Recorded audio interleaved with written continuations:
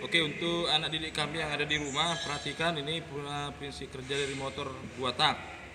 Nah, di mana motor 2 tak itu ya, kita lihat posisi yang di atas terdiri dari kepala silinder, kemudian yang di tengah blok silinder, kemudian yang di sini ruang bilas. Nah, bagaimana cara kerjanya motor 2 tak? Motor 2 tak itu ya, cara kerjanya torak bergerak dari titik mati bawah, di mana titik mati bawah di sini, terus nanti dia ke titik mati atas, ini titik mati atas. Nah, jadi dia pergerakannya dari TMB ke TMA atau dari TMA ke TMB. Kalau untuk 4 tak, dia bergerak dari TMA ke TMB mengadakan langkah isap. Nah, kalau 2 tak ini terbalik ya. Kalau 2 tak itu dia bergerak dari titik mati bawah ke titik mati atas mengadakan langkah isap ya. Nah, ini kita lihat gerakannya. Nah, dia naik ke atas, kemudian posisinya semua lubang ditutup sehingga di sini terjadi ya kevakuman. Nah, udara nggak bisa masuk, dia naik terus ke atas sehingga terbuka katup ya, terbuka katup ketika terjadi langkah isap. Nah, di sini ada katup namanya reed valve. Walaupun dibendai di media ini nggak ada, di aslinya ada. Nah, ini dikatakan saluran masuk. Nah, ini dikatakan karburator, di mana fungsi karburator itu adalah mencampur bahan bakar dengan udara hingga boleh berbentuk kabut. Nah, yang kemudian akibat kevakuman yang ada di ruang bilas, bahan bakar masuk. Ya, bahan bakar masuk. Nah, bahan bakarnya bercampur dengan minyak pelumas. Ya, bahan bakarnya bercampur dengan minyak pelumas.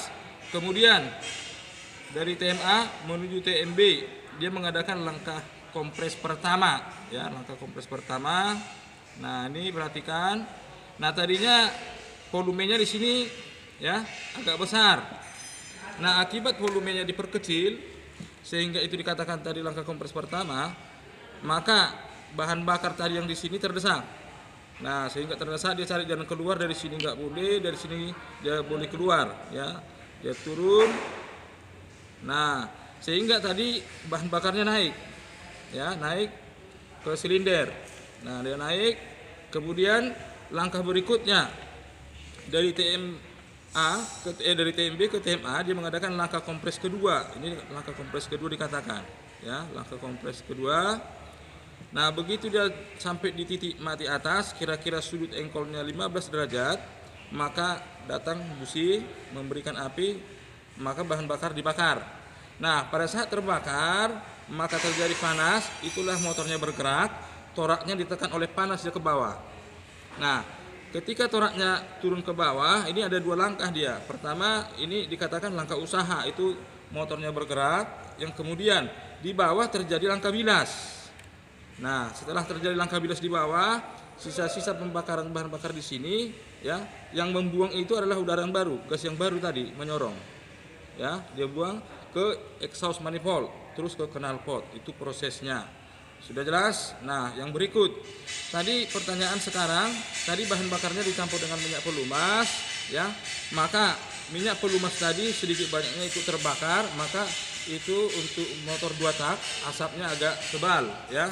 Karena sedikit banyaknya bahan bakar tadi dengan pelumas yang bercampur ikut terbakar. Dan pelumas yang tadi sebagian tinggal di ruang bilas untuk melumasi poros sengkol dan dinding silinder. Saya rasa sekian. Terima kasih.